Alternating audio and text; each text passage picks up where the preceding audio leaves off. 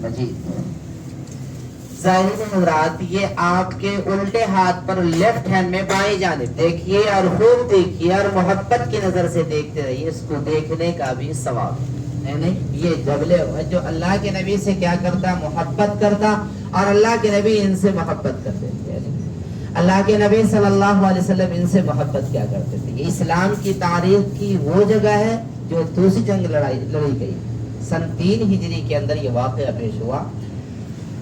अल्लाह के नबी सल्लल्लाहु अलैहि वसल्लम सहाबा इकराम के साथ इस मकाम पर पहुंचे, मुसलमानों की फतह नसीब हुई, लेकिन क्यों, थोड़ी सी चूक हो गई जिसकी वजह से बड़ा नुकसान पहुंच गया मुसलमानों का। 70 सहाबा इकराम का जानी नुकसान पहुंच गया, क्योंकि अपने जो जिम्मेदार थे उस जिम्मेदार की बात से क्या हो गई, लापरवाही हो गई, बिल्कुल वो बात जहन में नहीं रोकी। इसी वजह से कहा जाता है कि घर के अंदर जो बात, घर के जो गार्जियन है उसकी बात को सुनी जाए, समझी जाए। इसी तरीका से आपके जो ग्रुप के एडमिन है, जो ग्रुप के जिम्मेदार है, जहां पर आपको कह दिया जाए ठहरना है तो रुक जाना है, यानी उसको क्या करना है, अपने अमल में लाना, नहीं तो बड़ा खसारा हो जाता है। कितना बड़ा खसारा हुआ जो आपके राइट साइड में है नहीं। ये चीज, ये जगह को और उस तारीख को कभी फरामोश नहीं किया जा सकता। की बात भी चलना। तो क्या हुआ, इस जंग के अंदर मुसलमानों की फतह नसीब हुई। बाद में आकर इकरमा बिन अबू जहल, अबू सुफियान भी इस्लाम कबूल कर लिए। अबू सुफियान की बीबी हजरत हिंदा भी इस्लाम कबूल कर ली। खालिद बिन वलीद भी इस्लाम कबूल किए, सैफुल्लाह के अलकाब से पुकारे गए।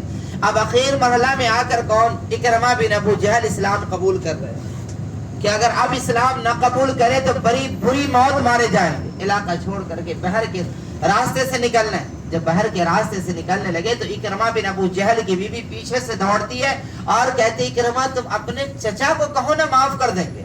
अल्लाह के नबी सल्लल्लाहु अलैहि वसल्लम के बारे में कि उनको कहिए वो माफ कर देंगे, लेकिन अल्लाह के नबी सल्लल्लाहु अलैहि वसल्लम के बारे में इकरमा बिन अबू जहल क्या कहते कि नहीं, वो मुझे माफ नहीं करेंगे, क्योंकि मैंने कोई कसर नहीं छोड़ा दबाने सताने की।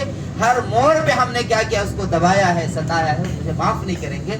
लेकिन इकरमा बिन अबू जहल की बीवी अल्लाह के नबी के पास आती है, अल्लाह के नबी को नबी नहीं तस्लीम करती और कहती है, मोहम्मद तुम अपने भतीजा को इकरमा बिन अबू जहल को माफ करो। अल्लाह के नबी सल्लल्लाहु अलैहि वसल्लम बनकर के आए थे, आप रहमतुल लिल आलमीन बनकर आए थे, आप रहमत बनकर आए थे, आप जहमत बनकर नहीं आए थे। न किसी काले को गोरे पर, गोरे को काले पर, अमीर को गरीब पर, गरीब को अमीर पर, किसी के ऊपर क्या हुआ, फौकियत नहीं दी गई। लिहाजा अल्लाह के नबी सल्लल्लाहु अलैहि वसल्लम ने क्या किया, माफ कर दिया। तो ये वो जगह है कि आप जिस जगह से ये सारी चीजें सीख कर जानी है। हज और उम्रा का मतलब ये नहीं कि हमने अपनी ये कुर्बानी दे दी, नहीं, घर जाने के बाद हमारी जिंदगी के अंदर मदीने वाले की जिंदगी आनी चाहिए, मक्के वाले की जिंदगी आनी चाहिए। ये नहीं कि हम तो हज कर लिए, हज करने के सारे अरकान को हमने मुकम्मल कर दिया है और घर जाने के बाद वही तकब्बुर है, वही बात है, अपनों से बड़ों से, अपने से बड़ों अपनों के साथ नहीं बैठना है, छोटों के साथ शफकत नहीं करना है। ये सारी चीजों से हमें क्या करना है, परहेज करना है, उनके साथ मोहब्बत करना है, उन तमामों से क्या करना है, मिलजुल कर रहना है। ये नहीं कि हम बड़े हो गए, हर किसी के साथ हमें मुसाफियत अख्तियार करना है। तो ये वो जगह जिस मकाम पे आप निकले हैं। खैर, अब हमारी दूसरी मंजिल तक वक्फा के बाद पहुंचेंगे। वो जगह है कि जब आप अपने वतन से, है नहीं, वतन अजीज हिंदुस्तान से जब निकले होंगे तो आपके दोस्त अहबाब छोटी छोटी पर्ची लिख कर दिया होगा कि जब खाना खुदा को देखेंगे, है नहीं, तो हमारे वास्ते दुआ कीजिएगा। अर्ज़ मुक़द्दस से पूछेंगे तो हमारे वास्ते क्या कीजिएगा, सलाम पेश कर दीजिएगा, उनका तोहफा होता है। लेकिन जब आप मदीना से, मक्का से फारिग होकर जा रहे हैं अपने घर, तो अपने दोस्त अहबाब के लिए क्या लेकर जा रहे हैं, मक्का का सबसे अजीम तोहफा आबे ज़मज़म, मदीना तैयबा की खजूरें। लेकिन ज़ाहिरीन जब खजूर का नाम आता है तो मदीना में एक बाग था, बाग सलमान फारसी। कब था, तकरीबन आज से 1400 साल पहले, जिस बाग की सिंचाई मोहम्मद रसूलुल्लाह सल्लल्लाहु अलैहि वसल्लम ने अपने दस्ते मुबारक से की। यानी आज वो बाग खत्म हो चुका है, उस जगह पर एजुकेशन की जगह तालीम का मदरसा बना दिया गया है। लेकिन हज़रत सलमान फारसी हैं कहाँ के रहने वाले, آپ فارس کے رہنے والے ہیں، آپ کو برحق نبی کی تلاش ہے، برحق نبی کی جستجو ہے. جب آپ فارس کے اندر ہے، فارس کا جو پادری تھا اس سے آپ پوچھ رہے کہ برحق نبی کا نزول کب ہوگا، پہچان کیا ہوگی، علامات کیا ہوگی. انہوں نے کہا کہ برحق نبی کا نزول یثرب میں ہوگا. پہچان یہ ہوگی کہ وہ صدقہ کے رقم کو قبول نہیں کریں گے، پہچان یہ ہوگی کہ وہ ہدیہ کے رقم کو قبول کریں گے. اللہ تعالی نکالے گے. ہاں اجالا سے یہاں سے نہیں، آگے سے ہدیہ کے رقم کو قبول کریں گے. لہٰذا حضرت سلمان فارسی رضی اللہ عنہ خوش ہو گئے. آپ فارس سے سفر کیے، فارس سے سفر کیے، کبھی آپ یہودی بنے، کبھی آپ نصرانی ہوئے، لیکن جب ارض مقدس میں پہنچے تو آپ کو خریدا کس نے؟ ایک یہودی نے خرید لیا. محنت و مزدوری کا کام لیتا، لیکن جب آپ اس سے کہتے ہمیں آزاد کر دو تو کہتا آزاد نہیں کریں گے، شرط یہ ہے کہ تم ہمارے لیے کھجور کا باغ لگاؤ جس کے اندر کھجور کا درخت ہو، اور وہ درخت کیا ہو؟ پھل سے لہلہاتا ہو. حضرت سلمان فارسی کی عمر کتنی ہے؟ مورخین نے لکھا 300 سال، بعض مورخین نے لکھا 200 سال، بعض مورخین نے لکھا 100 سال. حضرت سلمان فارسی رضی اللہ عنہ سفر تو کر لیے، پہنچ گئے.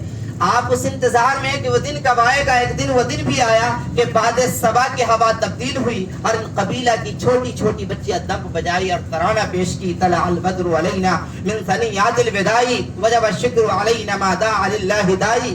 کیا یہ خوش نصیبی ہے کہ ہمارے سامنے چاندوی کا چاند نظر آنے والا ہے، ہمارے لیے لازم ہے کہ شکر بجا لائے. حضرت سلمان فارسی رضی اللہ تعالیٰ بہت خوش ہوئے، اور جب آپ نکلنے آپ بہت بڑی خوشی کا اظہار کیا، لیکن اس دن کے انتظار میں کہ آخر وہ دن تو آ ہی گیا ہے، لیکن آپ مایوس ہیں. حضرت سلمان فارسی رضی اللہ تعالیٰ سفر کیے ہے نہیں. اللہ کے نبی صلی اللہ علیہ وسلم کے پاس جا پہنچے، کھجور لیا اور اللہ کے نبی کو پیش کے یا رسول اللہ قبول فرما لیجئے. ذہن و دماغ میں کون سی بات رکھی؟ یہ صدقہ ہے. تو اللہ کے نبی نے کہا کہ اسے غربا اور مساکین میں تقسیم کروا دیں. 3 نشانی میں سے پہلی نشانی ختم ہو گئی. جب دوسری مرتبہ پہنچے کھجور پیش کیا رسول اللہ اسے قبول فرما لیجیے.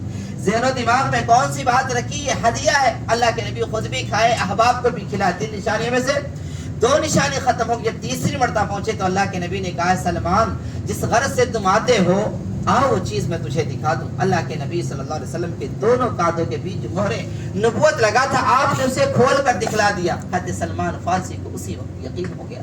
لیکن حضرت سلمان فارسی کیا ہے؟ مایوس ہے. تو اللہ کے نبی نے کہا سلمان مایوس کیوں ہے؟ حضرت سلمان فارسی جواب دیتے اللہ کے نبی میرا جو ذمہ دار ہے،